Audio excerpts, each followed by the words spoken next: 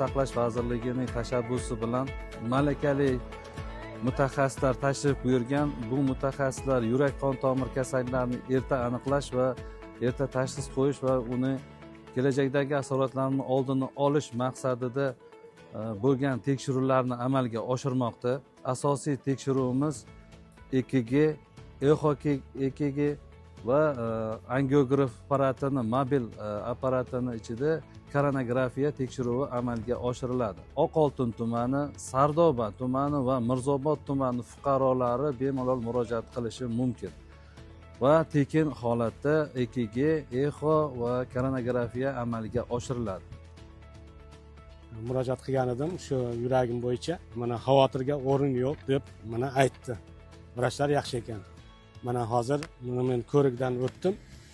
Hech qanday xavotirli olishga ham o'rin yo'q ekan. O'zimni yengil his qilyapman hozir. Mana tekshirilgandan keyin.